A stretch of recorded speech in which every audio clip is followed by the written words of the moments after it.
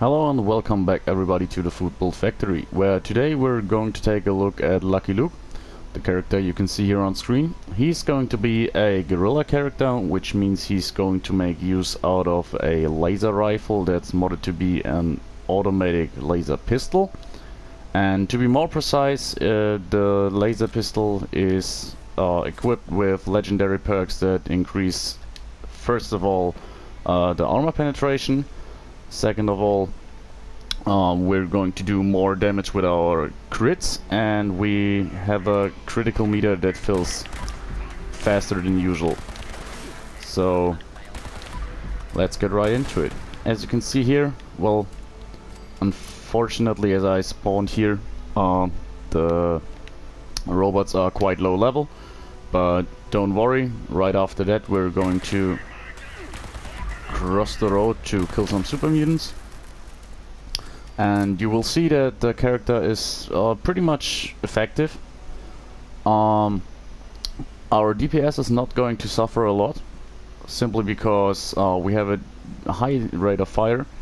The thing with this build is that you're burning through fusion cells pretty fast, and even more precise, we're going to use a primed weapon, which means we're using ultrasight ammo. In terms of the laser pistol or rifle or pretty much whatever weapon you use that uses fusion cells, priming it, in my opinion, is one of those weapons where priming the weapon is really worth it. Simply because the damage increase is sorry. The damage increase is quite significant, and furthermore you can really craft a big bunch of fusion cells, ultrasight fusion cells. So I think with rank 2 of Ammo Smith you can craft 210 ultrasight fusion cells a go, which is quite a lot. And as you can see in the video, you're going to need quite a lot of them. So this character is really manageable if you get a sustainable income of Crimson Flux. That's pretty much all you need for this build. The rest is, well, the character is pretty dependent on the equipment, but only to a point to make it really useful. You can pretty much go for it right off the bat when you're leaving the vault.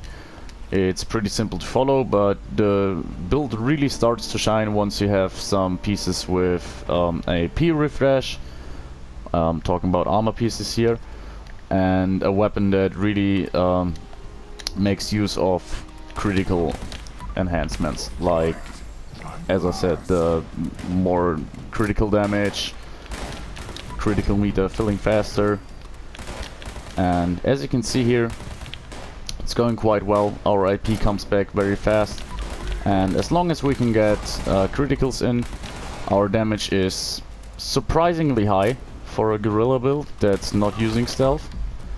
That being said, even though the laser rifle can't be suppressed, it's surprisingly effective in stealth, as long as you're not in crowded spaces inside. Like, for example, West Tech, you're going to be detected pretty fast, but especially on the outside, you really can utilize stealth. It's not that big of a problem. I will even try to show that off a little bit in this video, even though we're not spec'd into stealth at all, so we have no stealth perks equipped. It's definitely possible. So and it's even useful in some cases. Well, anyways, not a lot else I can say here. The gameplay is pretty smooth. The downside to this build is, as I said, the ammo consumption, and one situation where you really feel the weakness of this build is when you're facing large hordes of enemies. So pretty much once you run out of AP and get crowded, it can be tricky. So that's pretty much the problem. As long as you're facing like 3 to 4 enemies, or you can quite easily dance around enemies, you won't have all that much of a problem. And the other thing is, when attending events like Scorch Beast Queen or a Colossal Problem, you will easily do enough damage so you can get loot from the enemies. It's not a problem at all, but you should really try to focus more on helping the damage dealers at the events out. But it's doable, it's manageable, definitely. And as you can see here, well, let's firstly take out the Scorch itself, and once they're done we can deal with the Scorch Beast accordingly. Won't be that much of a problem.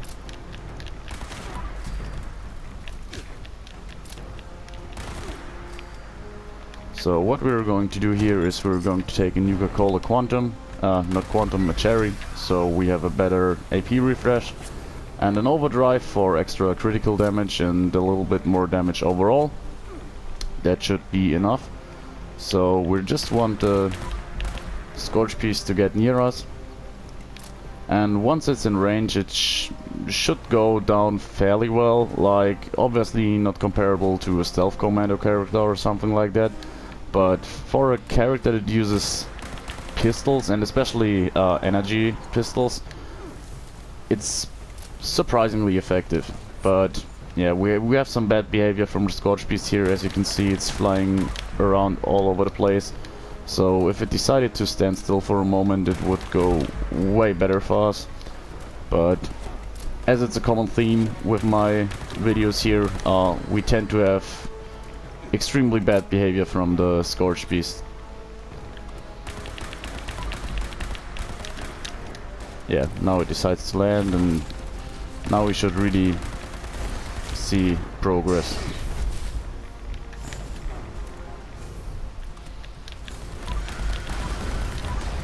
And as you could see here, once it landed, it wasn't that big of a problem anymore.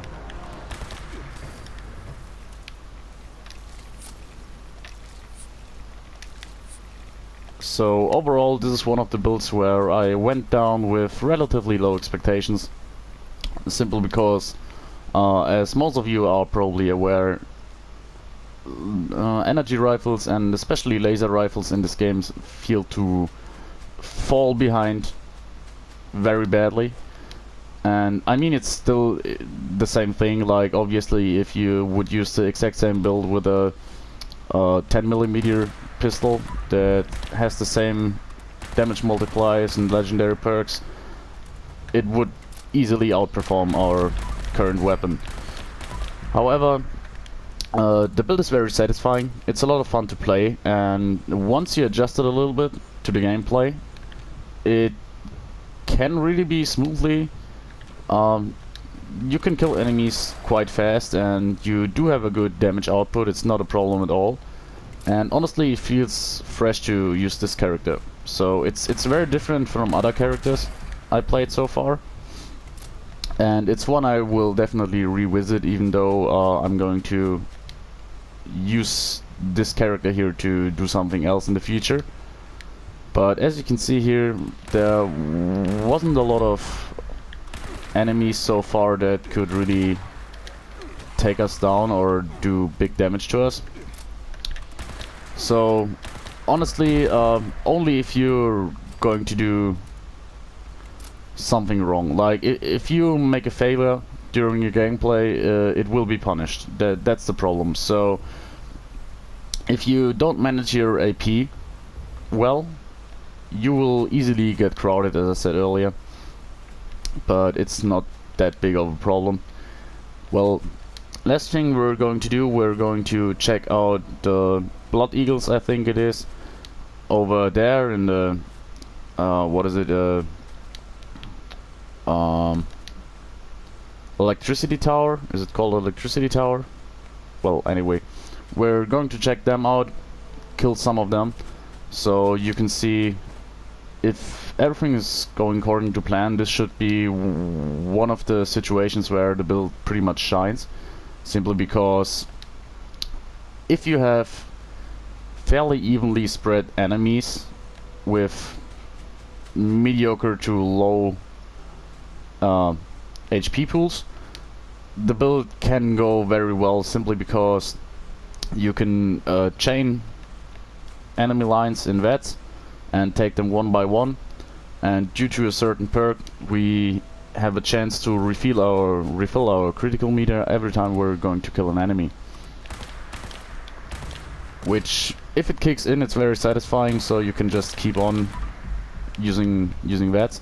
It doesn't happen all that much, but it happens often enough, and it can really give us a good advantage. Another good thing is with our quick AP refresh, we can refresh agility points while jumping. So, as you see here, for a little moment it stops refreshing, but still, while we are in the air, we're already getting action points back in. So if you really get crowded, you just have to like Fortnite jump around a little bit, and it gets better. So once your AP is back to max, you can really start dishing out damage again. Overall, what can I say? The build it has a fast gameplay to it, so it really has this gunslinger vibes, even though it's not a gunslinger but a guerrilla character. As a side note, I did try to make this character a gunslinger, but it honestly didn't work out all that well. It felt a bit strange, and you could really feel the lack of DPS once you were facing higher enemies. Notably the Scorch Beast we killed earlier. So even though it took a while simply because it didn't want it to land and was always flying around, with a gunslinger character this would have taken ages. So I decided to go for a guerrilla build, even though it's not fitting the aesthetic perfectly like I wish, but that doesn't matter all that much. So another thing to note is, as a sidearm, I do tend to keep a plasma pistol, an automatic plasma pistol with me. The condition bar on energy weapons is still pretty lackluster, so you have to repair your weapon a lot. After like, well, if I had to take a guess, like every 20 minutes of gameplay you probably have to repair your weapon, especially if you're fighting tanky enemies. Once you have to use the weapon in sustained fire, you really can see the condition bar go down pretty quickly. But well, it's just tedious. It's not like you're using out on a lot of valuable resources. The most notable ones would be circuitry and crystals, but we're talking about 3 crystals and circuitry every time you repair your weapon. I think that's quite manageable. Also, let's take a look at our ammo. I didn't show it off earlier, but I think we started somewhere at 2,600 fusion cells, so far we have burned through about 500 of them, which is quite a lot, but it's honestly not that bad and quite manageable. So especially people who use the different trading subs for this game should have no problem at all sustaining the flux. Like, if you sell a good weapon on one of the trading forums, you can quite easily get something like 100 of a certain flux type. So, well, 100 was maybe a bit much, but as a reference, I used up, I think, 14 Crimson Flux to craft nearly 3,000 ammo, and that's definitely a reasonable price for a mediocre weapon already. So if you have access to one of the trading subs, the build gets even easier. I did use the weapon unprimed for quite some time, and if you really feel like sustaining the primed ammo, the ultrasight ammo, is too much of a burden for you, there's not that big of a problem to use it unprimed. You're losing out on quite some damage, but honestly, as you're completely relying on critical hits, it's still not that bad of a choice. By the way, as you've seen in the last few seconds of this fight here, the fight could have been over way easier if I just would have decided to go for the belly of the Deathclaw. For some reason, while talking, I didn't think about that this is the weak spot for the character. Well, anyways, before the video gets too long, we're going to take a last look at our character here, and then we're going to take a look at our equipment and our perks. So this is Lucky Luke. Ideally there were goggles on the Atomic Shop, which I would have loved to use, but I couldn't find them at the moment, and I didn't buy them when they were online last time, which were those red goggles. I think they're called cultist glasses or cultist goggles or something. My guess is that they would have worked very well with this character, so we're using the Western outfit and chaps with the black cowboy hat. The backpack is called, I have checked it real quick, I'm not sure at the moment. So, the Keep Out backpack. Sorry, by the way, my display didn't work. So, Keep Out backpack, for those of you who want to know, black cowboy hat, and as I said, the Western outfit with chaps and the welding goggles. So, onto our rest of the equipment. We use a shielded Vault 51 jumpsuit for the simple reason that it boosts our luck. This is the main interest of ours. On a side note, we do have more intelligence, which is good for leveling. The endurance and the strength don't really do us a big favor, but honestly we're in it for the luck, so that's all we need. Some of you might remember this armor piece here. It's a regenerating AP refresh armor piece with harder to detect while sneaking. So I did fail to show off how the game works with how the character works with stealth, but it's not meant for stealth, so it doesn't really matter all that much. But this harder to detect piece would have been the only perk that would have helped us with stealth, and as long as you keep range, it still works quite well. Then we have 3 life-saving pieces on, which weren't really necessary, but they can really help out from time to time. So one of them has AP refresh again.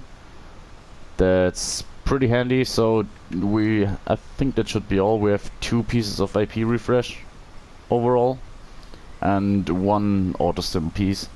So our weapon here is an anti-armor. Vets crits do more damage, and Vets crits fill faster laser rifle, modded to be a automatic pistol.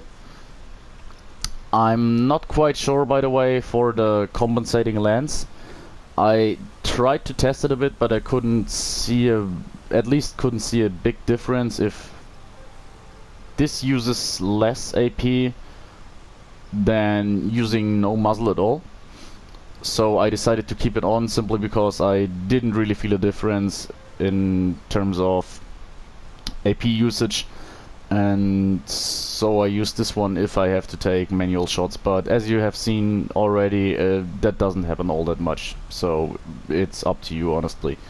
Important is the reflex sight and an aligned or true automatic barrel. That's pretty much what you want.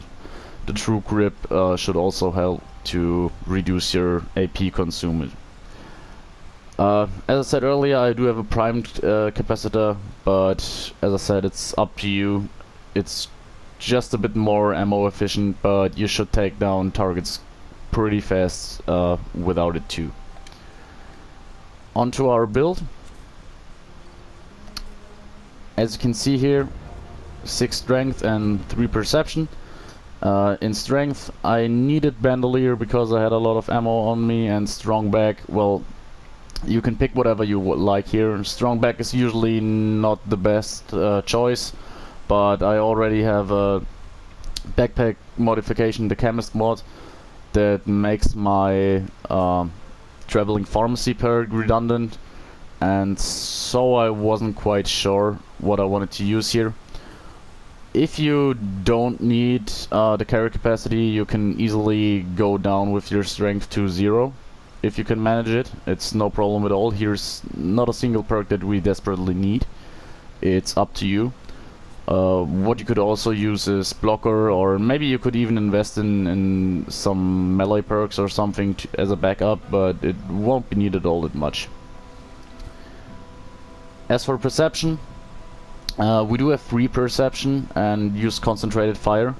Arguably this would be a reasonable choice if you don't need the carry weight, that you could instead use those perk points for perception. I also heard that in the future the tank killer mod that helps with armor penetration on rifles will also apply to pistols, so I would definitely include this perk if that change gets implemented. And also higher base perception means that you will hit your targets easier and maybe won't miss the first or second shot. So overall you will consume a little bit less ammo, which is quite nice. Onto endurance, it's at a fairly basic 6. This isn't particularly low or high. I decided to go for 2 ranks of fireproof because it seemed to be enough for our character.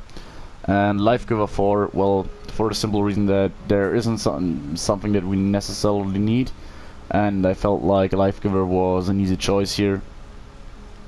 So, but that's up to you. You could arguably use Colonat or Good Doggy. Such convenience perks are, yeah, you definitely have room for them. You don't need Life Giver, but I felt with Endurance 6 and Life Giver you have a nice HP pool, so that you're not very tanky, but you can still get enough shots in so you can get away when you're in trouble.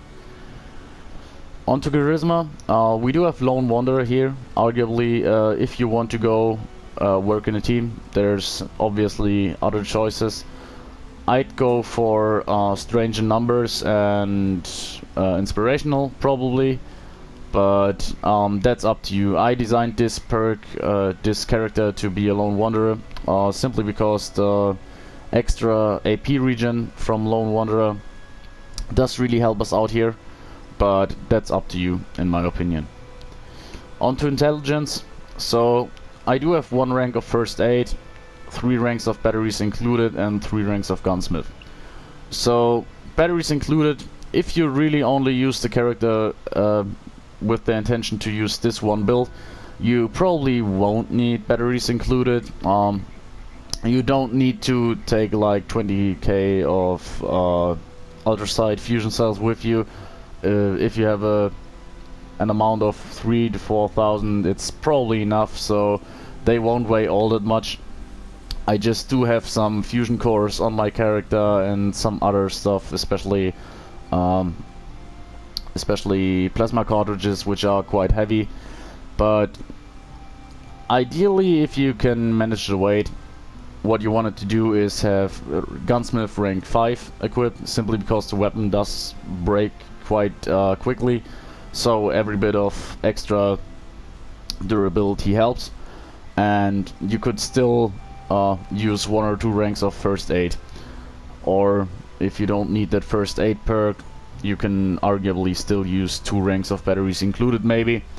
But that's up to you. Yet again, this is a stat that there isn't a single perk we desperately need, so if anything, I would say a few ranks of Gunsmith are necessary, simply so you can play for more than 10 to 20 minutes before you have to repair your weapon. Now it gets a bit more interesting. Agility and luck will be our main stats that we are going to first of all take all our damage out of, and or our utility. So combined with the AP regen from Lone Wanderer, our 2 powered pieces, Action Boy 2 will be enough to, as you can see, basically refresh our agility points as pretty much as quickly as possible. I'm sure it would be possible to refresh them a bit faster, but it's enough for our needs. We want a very high agility, simply because we want a lot of action points so we can stay in vets longer. Through hiker, well, those of you who follow the channel or watched more of my videos know that I tend to use this perk a lot. I'm not sure why, but I can get rid of my Nuka-Colas and such, and so this is a perk I have on me pretty much anytime I don't have a backpack mod that makes it redundant. Well, in a perfect world you obviously don't want to have it, so what you want to have would be higher rank of Gun Fu or Adrenaline, but well, necessary here, 3 ranks of Guerilla. You really need every bit of damage you can get your hands on, so maxing those out is pretty much necessary. Gun Fu, well, we use it for the functionality, not for the extra damage, even though that would be nice. As I said, if you can afford to not use Through Hiker, rank 3 of Gun Fu would be a good idea. So on to luck. We have 1 rank of Bloody Mess. I tested around a bit. I will talk about it when I get to the last perk I have equipped here, but I will tell you why it's not at rank 3. So our easy picks here were Grim Reaper Sprint, Better Criticals, 4-Leaf Clover. These 3 work really well together if you're using vets a lot. So Grim Reaper Sprint, I mentioned it earlier. Any kill in vets has a 35% chance to restore all action points. In all actuality, I feel like the chance is a bit lower than 35%. It doesn't seem to proc on every 3rd hit, but it still procs often enough so it's noticeable. Better criticals, well, as you saw here in the gameplay, we're using criticals as soon as we get them and doing more damage with them, combined with the legendary effect, is pretty much our main source of damage. So this is a no-brainer here, and 4-Leaf Clover, every hit in vets has a chance to refill our critical meter.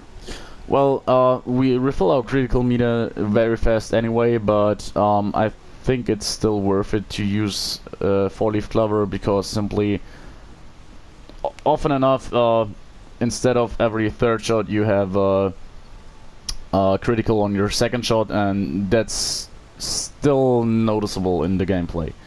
So Starch Genes, well, this character has a lot of mutations, so Starch Genes is, well, it's a staple of pretty much every build in the game, as you know by now. And here we go on. So this was something I was messing around with. First when I played, I had Bloody Mess rank 3 and Critical Savvy rank 1. I decided to switch it around simply because I wasn't sure if the 10% damage I'm using out from Bloody Mess wouldn't be maybe outlived by the higher critical chance I get through Critical Savvy. But, well, there's not a... well, perfect timing. There's not a perfect conclusion I could come up with, so I used both and played with both combinations, and honestly I didn't feel like there was a big difference. So I can't really tell you if it's up to you. If you want to go for rank 3 of Bloody Mess and use 1 rank of Critical Savvy, feel free to. It doesn't really matter. And well, as our game pretty much told us to stop the video here, I'm guessing that's it for today's video. Thank you very much for watching. As always, have a good day and see you next time.